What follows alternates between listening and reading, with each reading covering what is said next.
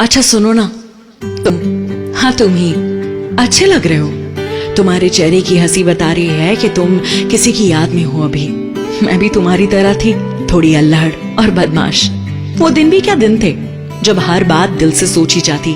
तुमने भी तो बचपन में दिमाग कम और दिल ज्यादा लगाया होगा। अब तुम सोच रहे होगे तुम मेरी बकबक क्यों सुन रहे हो, पर अब यहाँ तक सुन ही लिया है तो आओ मैं तुम्हें अपनी कहानी बताऊं। पहली कक्षा में थी जब मुझे उसने पहली बार देखा था।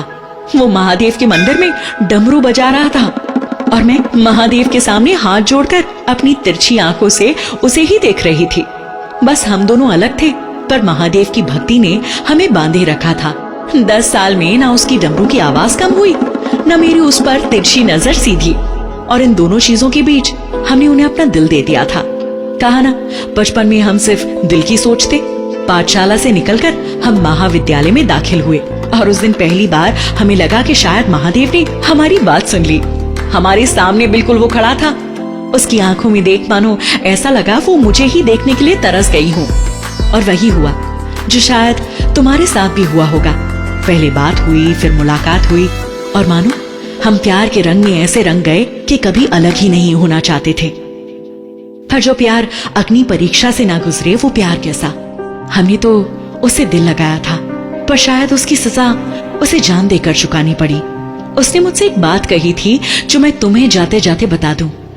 जब तुम्हारे बदन पर किसी और के नाम की पहली हल्दी चढ़ेगी, तब इस दुनिया में वो मेरी आखिरी सांस होगी। जब तुम पहनोगी शादी का लाल जोड़ा, तब कोई पहनाएगा मुझे सफेद कफन। जब ले रही होगी तुम अग्नि के साथ फेरे, तब मैं भी जल रहा हूँगा चिता पर।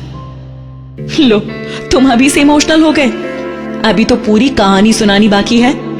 बचपन में मुझे जरा चोट लगने पर जो खानदान पूरी दुनिया सर पे उठाता, वो खानदान के हाथ मेरे खून से रंगते वक्त जरा भी नहीं कांपे। तुम्हें अब तक हमारा नाम तक नहीं पता और तुम्हें हमारी पूरी कहानी सुनाने की ओर लग गई। आखिर इस सच्चे दिल के रिश्ते का अंजाम इतना बेदर्द क्यों हुआ? ये जानना है तो हमारी कहानी पूरी सुनने के लिए अभी डाउनलोड करो पॉकेट FM और सोचो हमारी गलती क्या है।